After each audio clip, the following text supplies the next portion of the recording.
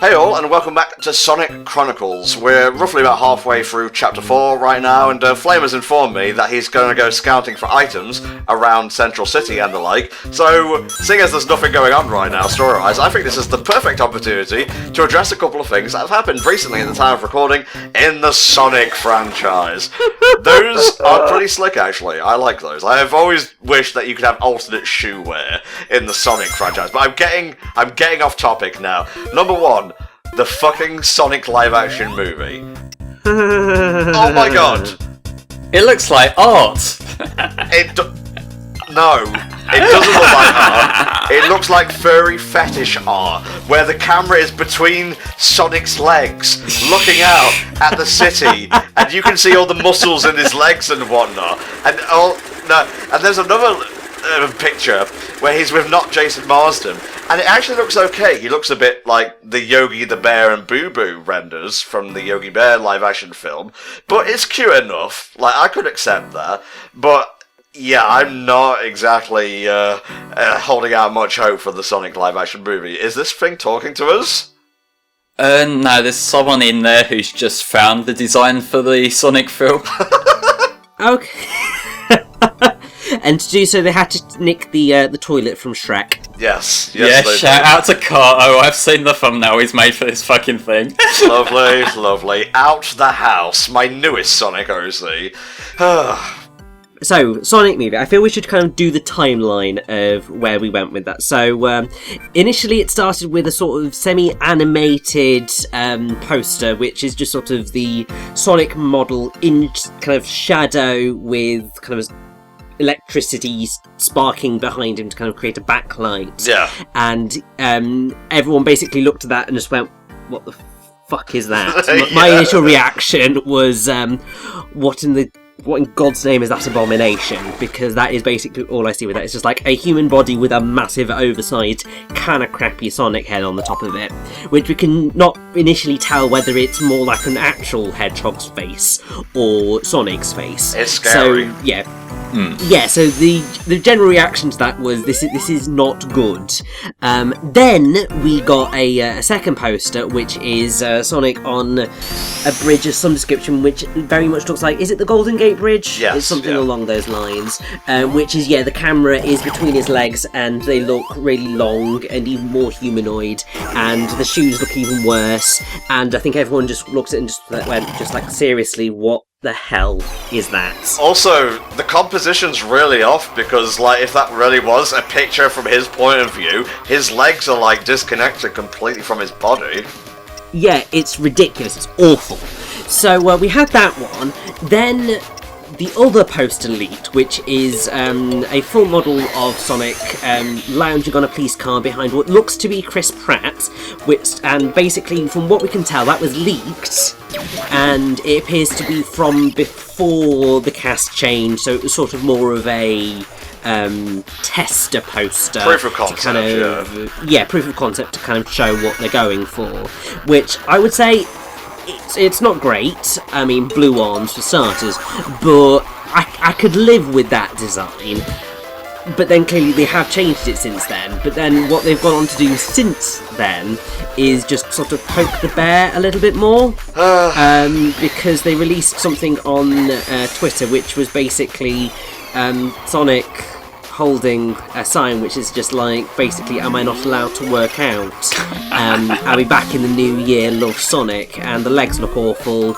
He's wearing gloves, which is a slightly more positive sign, because we didn't think he was wearing gloves initially. Yeah. But the legs still look hideous, and basically I think the entire internet has just gone, I'm sorry, what the hell is that?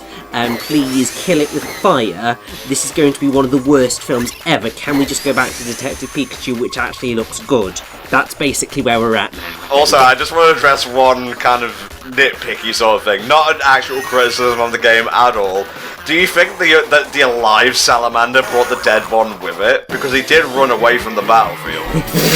Yeah, I did think that when I did some of these battles, that they just sort of, like, as he got it under his arm, just dragging the corpse along for whatever reason, because if so, that's pretty fucked up, mate. Oh, and we have story now, so I'll save the second thing for the next part, because this is actually very important. Da-dun! Here comes a new challenger. Yeah, that was an intro. But yes, we're gonna have our clash with Shade here properly now. What is with these sound effects? They don't sound humanoid-esque. I very nearly gave the game away there, but the Nocturnus clan, very nasty, very retcon-y. I'm not entirely sure if that retcon actually stands today. It may just be contained within Sonic Chronicles, and yeah, they're echidnas. Yeah. Well, no, if you remember what Aaron Webber said, like, everything is canon, you know?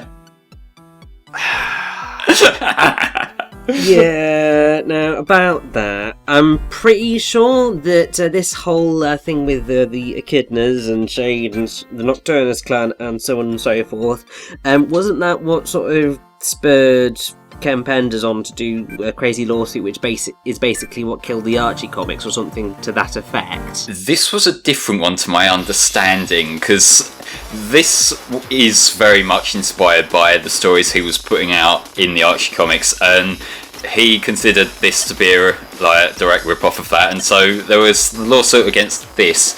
I think the stuff towards Archie later down the line was more that, like, after he had moved on, he didn't want them using his characters or some shit like that. Who knows what the fuck's going on in Ken Pender's brain? But, like, that's kind of the way I'd read it. Like, I could be wrong, but, you know, it's Ken Pender's. I know. I mean, it's been a while since I followed that story. Basically what happened in the Archie comics was it got to a point where things were so bad, all the echidnas, besides Knuckles, which is owned by Sega, obviously, had to be written out of the story, essentially. And it ended with Knuckles and, I think it was this Tasmanian devil dude. His name might have been Crash or Thrash or something. And, yeah, it's basically, they're all off-panel, chucked into a magical ring and sent to another dimension where Knuckles never sees them again. And then the universe gets rewritten with the Genesis wave or whatever. That makes sense to me completely.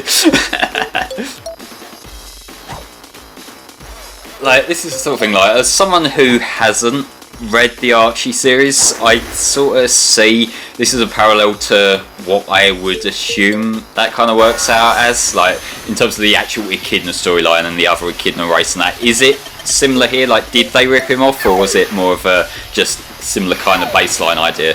I think it's just similar, obviously, because as far as I'm aware, we'll see actual continuity between the advanced games later on, Sonic Battle 2, and I can't recall Penders having much to do with them at all. I'm trying to keep it ambiguous. It's the Gizoids, or the Chizoids, essentially.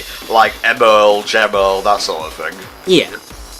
Yeah, well, to be fair, they're more of a kind of little thing thrown in this game. Like, the story doesn't really revolve around them. So I don't know whether that's more in favour or not, but it's just an odd little thing that they made a reference to. Ken Penders just took his ball and went home, okay? There was better things to do than to continuously sue Archie into the ground. Even if you're in the right, sometimes you're not in the right morally. Well, to be fair, it's good to have a hobby. I guess so, and oh, there they go. That was a very small pile of rocks, I gotta say. It's such a small pile of rocks, we couldn't just climb over it. No, we've got to go the other route. No, we don't have any characters specially designed for climbing or punching things. No, if only we had, like, maybe an echidna who could do that, that'd be cool. Silliness. Nah, the only echidna here just ran off. We're fucked. Oh, hi, Knuckles. It's okay. He's having a bit of trauma. Understandable, considering he thought he was the last of his kind until recently. I prefer the the Fleetway interpretation of Knuckles. I'm going to be honest. But then again, what version of a character in Fleetway don't I prefer in Fleetway itself? I just like Dr. Zachary. He was pretty cool. And then another white echidna, it's very similar to Dr. Zachary, turned up in Archie, Dr. Finitiverse, I believe. Okay, so this area here, I do have to draw attention to this, because during one of my practice runs of this, I actually somehow got myself in a lock, because that snow that we just saw melt down, it didn't for some reason. Huh. And it expected me to try and do this puzzle with the snow there, where you can't see anything. And I don't know if that's a glitch, an oversight, if I didn't prompt the battle properly or something like that.